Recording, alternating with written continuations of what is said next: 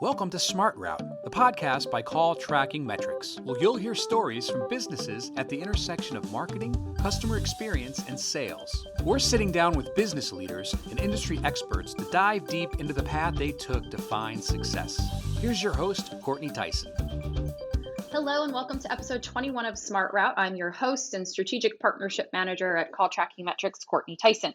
Today we're going to be talking more about click and ad fraud, what exactly it is and what causes it, and how marketers can prevent it in order to deliver clean data and results. And here to educate us is Lucas Rabinowitz, Senior Director of Growth at Check, a go-to-market security company that helps brands and organizations protect themselves from the fake web. Thank you so much for being here, Lucas. Thanks for having me, Courtney. We're excited to talk with you today. And so before we get started, I wanted to share a little bit more about you with our audience and what you do. So Lucas has spent the last decade working in tech sales to help scale some amazing organizations. He actually received an amazing education at Datarama. He was employee number 10 all the way through the acquisition by Salesforce. His most recent ventures have him focused on partnering with the brightest minds the Israeli tech sector has to offer, building sales orgs that put technology at the center of operations to drive excellent customer experiences. Lucas's teams endeavor to make revenue impact well beyond their headcount. And now with Check, he joins the fight against the fake web, battling bots, fake users, and fraudsters to maintain a valid digital marketplace for all. Sounds super exciting, and I'm very excited to learn more about all of this today. So let's dive in. So Lucas, tell us a little bit about how ClickCease and Check got started and how they evolved over the years. Absolutely. So it's a really interesting story if you think about kind of the whole digital marketing ecosystem kind of got put on notice a while back. You know, I don't remember there was a large conference, I can't remember which one it was, but Procter & Gamble was there and delivered a pretty scathing speech about the quality of the traffic they were getting for the hundreds of millions of dollars they were spending. And I think that really put our founding team's wheels in motions at the time. And obviously, well before my time at Czech, but they had descended from the 8200 unit in the Israeli military, which is kind of like our NSA, our CIA. So they were some of the best white hat hackers in the world.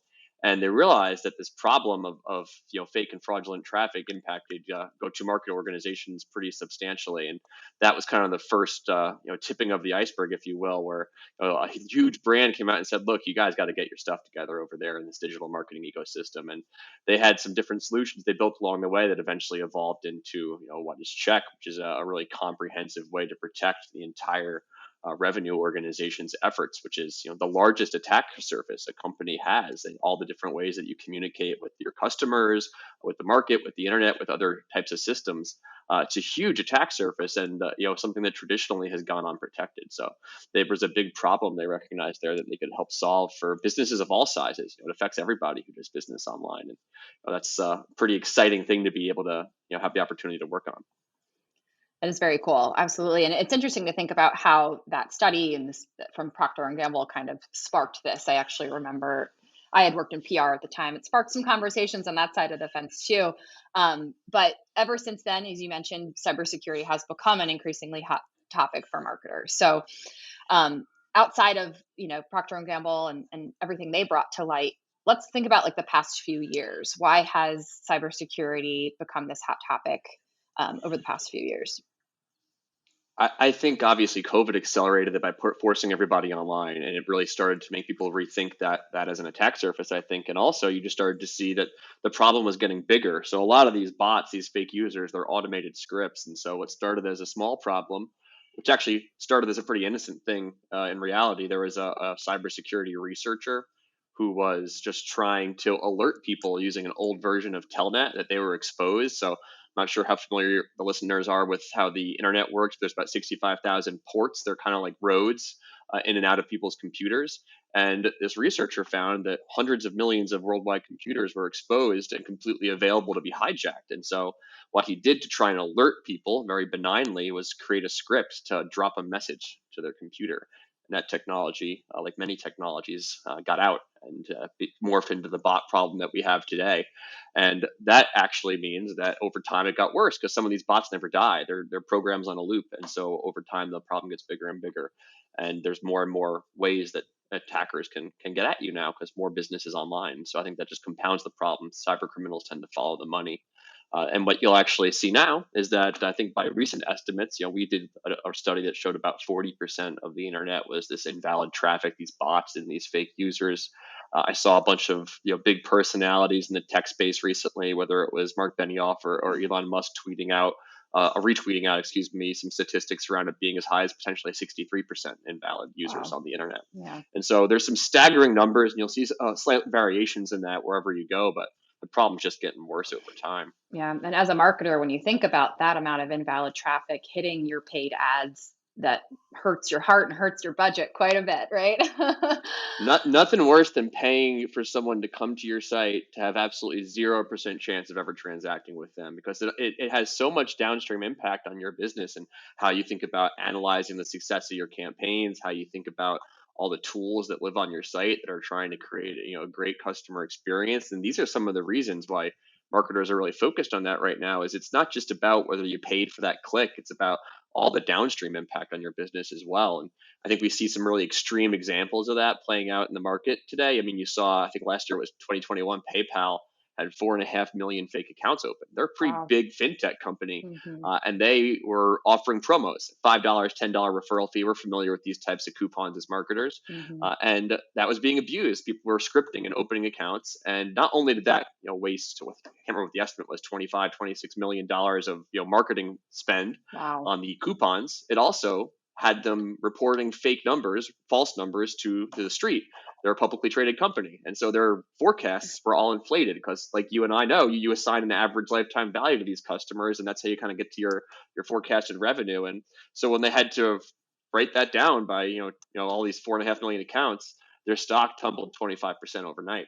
That's a Wow. massive, massive impact from this problem. And this Mm. type of stuff happens all the time. Yeah, that's an incredible story. Oh my goodness. Well, so we're talking a lot about invalid traffic in general, but let's talk about, I guess can you explain the difference between ad fraud and click fraud? Yeah, I think ad fraud is a bit more of an umbrella term. There's lots of different ways you could commit fraud within the advertising ecosystem. I think there was just recently an article in Wired about how bots had corrupted the advertising system, and they had talked about this specific Russian personality. I can't remember his name off the top of my head. I think it's Alexander Zhukov, if I remember correctly, and he was spoofing websites. New York Times specifically was one of his targets. I think Purina also was one of his targets, the pet brand. Hmm. And what he was doing was just spoofing fake websites that looked like their websites to put them into digital exchanges, and then selling ad space that was viewed 100% by bots that he created just to view the websites and the ads. And so he was just openly stealing money from these ad exchanges to the tune of millions and millions of dollars. Ultimately, he was extradited out of Bulgaria when he was on vacation to the Mm. U.S. and stood trial. I think he was sentenced to 10 years prison. That's ad fraud. He was just literally stealing your ad budget. And I think Wow. there's some more tactical stuff like click fraud, which you see a lot in the SMB space, where you have competitors who are just clicking on each other's ads. And sometimes they're not doing it manually. Sometimes they're just buying a ClickBot program, which you can get for maybe 20, 25, $30 on the dark web, and just automate it to click on the keywords. And this is really beneficial to services businesses, because if I'm trying to get a pipe fixed or I'm trying to get something delivered to me, that's just in time services. I'm not going to go researching for the next 5 days about who I want to fix my burst pipe or change my lock when I'm locked out. And so if you drain their budget for those keywords early in the day, you get all the jobs. And so that's more like the click fraud ecosystem, where it's just people trying to drain budgets from each other to get an edge on acquiring new customers. Okay. Those are good definitions, and I guess it's upsetting, right, to think that there are companies out there that would do that. But I guess whatever it is to get ahead, right? But it's also just crazy to think that you could go buy a bot program. Um, yeah, just seems pretty nuts. So let's talk about, I guess, Google. I think a lot of marketers, right, are obviously advertising on Google. Doesn't Google prevent click fraud, or why do we need to worry about it? Yeah, they do a great job. I think that's one of the things where the industry gets a bit of a bad rap, is that everyone acts like they're out to get you. And I think the real story is that when you look at the numbers of fraudulent traffic out there, this invalid traffic, you know, in organic and direct traffic, it's usually about 27% across our customer base. That's what we see. And in the paid marketing ecosystem, and in Google specifically, we see about 3.5, maybe 4%. That's a big delta, and that delta is because they care about the quality of the traffic they're selling you. That's their product. Hmm. And so I think that's one of the big misnomers in the industry, that marketers accuse them of not caring. I think they care a great deal. I think it's an extremely difficult challenge to solve, especially when it's not your core focus and your core business. And so Hmm. they do a good job, but they don't do everything. It's very hard to stay ahead. Researchers are always finding new ways to exploit updates. Every time an operating system, a web browser, or anything gets updated, an API gets updated, there's vulnerabilities associated with that. And so you always got to stay one step ahead. And companies like Check and other people out there have researchers dedicated to doing just that. And this is what they've been doing their whole lives. So Hmm. they're very good at doing that. And it's a game of whack-a-mole. So you have to have a lot of focus. Gotcha. So we talked earlier about the ClickCease tool and how it helps to block the bad traffic. But let's talk about, is there a risk to blocking good traffic utilizing the ClickCease tool? So how can you be sure you're not blocking the good traffic? Yeah, whenever you're blocking something, there's always an inherent risk, and we're very conscious of that. We want to be very conservative with how we approach this problem because the last thing we'd ever want to do as a marketer is block a genuine user. And we have a lot of safeguards built into the system. At ClickCease, you set up your own rules, so you have to know your customer journey pretty well. There's some legwork you got to put in to configure that to make sure you're doing it correctly and mitigate that risk. With our Paradome platform, our enterprise tool, it's extremely accurate, so 99.99996% or something like that. And there's really very little chance of that happening because we use so many different tests. But it really just depends on how much effort you want to put into that. But you absolutely need to be conscious of that. You need to look at your own data, set up rules that make sense for what you want to block to mitigate that risk. And when you do that, you see quite an effective result. And so I would guess that the ClickCease tool, that's something you want to manage ongoing in order to make sure you're adjusting the algorithms or the setup right that you have in there to ensure that you're getting all of the good traffic and not blocking it.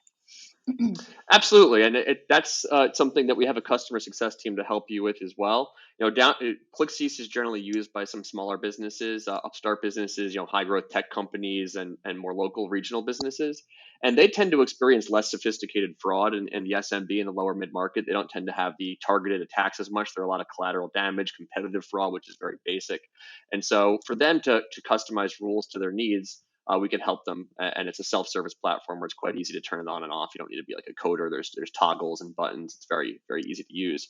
So yeah, absolutely something you want to keep an eye on and manage and maintain. But it's definitely a self-service thing. Great. So I would say obviously the biggest benefit to using ClickCease, right, is you're blocking that bad traffic. You're identifying the ad fraud, the click fraud. But specifically, Lucas, what ClickCease feature do your customers find the most valuable? Well, I think the blocking is something where they see a lot of tangible value, but we also have in our ClickCease platform a tool called bot zapping, which actually lives on your website. And so what that does is it detects all the traffic coming from any source, whether it's Facebook, whether it's Google, or direct and organic traffic as well. And it zaps the bots right off your site. So 403 is to make sure it can't interact with the forms and things on your page. So it actually really secures your customer facing portal, which is your website. And Mm-hmm. so we've had customers come to us saying, man, we get so many junk leads. It creates a lot of wasted effort, creates a lot of things downstream in our retargeting. And they come in through these forms. And by zapping these bots off of their sites, a lot of that operational headache goes away overnight. And it doesn't always, but when the source is a bot, that's very valuable to them. And so I've seen some great success there. And a lot of customers are really gravitating to that because having that on your site gives you view into everything that's happening. And so I think that's also extremely valuable tool that a lot of customers are really starting to latch on to, is just protecting everything and not just paid. Mm-hmm. Yeah, that's very interesting. Definitely having insight into what's happening behind the scenes is important. So, speaking of click fraud, and knowing what's happening behind the scenes, let's talk about the accuracy of data. So, can you tell us, Lucas, a little bit more about how click fraud impacts the accuracy of data? Yeah, I mean, that's a huge problem worldwide is data, right? And the Hmm. cost of bad data. And I think the Harvard Business Review put it at about $3 trillion per year in terms of cost to businesses. Now, it's not all Wow. invalid traffic, but what we actually estimate is that of that skewed data, that impact to the market as a whole, that $3 trillion, we think almost 700 billion of that can be attributed to bad data that comes from invalid traffic online. That's a gigantic number. And when you think about how much companies invest in data and analytics in terms of analysts and tools like Tableau or Domo or Power BI or Datorama, and then all the data sets that flow into there, and then they use tools like what is it, Fivetran or Alteryx or other types of ETL solutions to get it in there. There's a huge ecosystem just around bringing data together and analyzing and getting value out of that data. And if you were to find out tomorrow that data might be 25, 30% off, that would probably be a pretty big issue all the way up to the C-suite, especially if you're making multi-million dollar decisions about how to allocate resources and budget based on these types of interactions. So Hmm. it's a huge problem, and we've seen that actually be one of the most popular ways to solve for this is getting that data to become more available and using that data in the context of decision making across the org. So it's really becoming a C-suite problem and that's a development we've seen over the past 12 months where they're starting to focus on this as a strategic issue to their business and not just a tactical advertising issue. Yeah, it's interesting to think about too the importance of this in the financial climate that we're in. I mean, you have to maximize your budget. You have to make sure it's working for you, right? So having a tool that helps you to identify, what's the invalid traffic, what's not, helping you to identify which of your ads are driving those legitimate clicks and which aren't, right? That's important.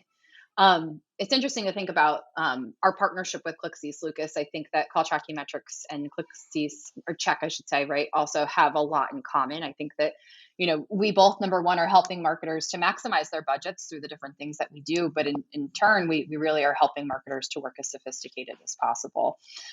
So, this has been a great conversation, Lucas. I wanted to ask you before we conclude, is there anything that you'd like to plug on behalf of Check or ClickCease yourself?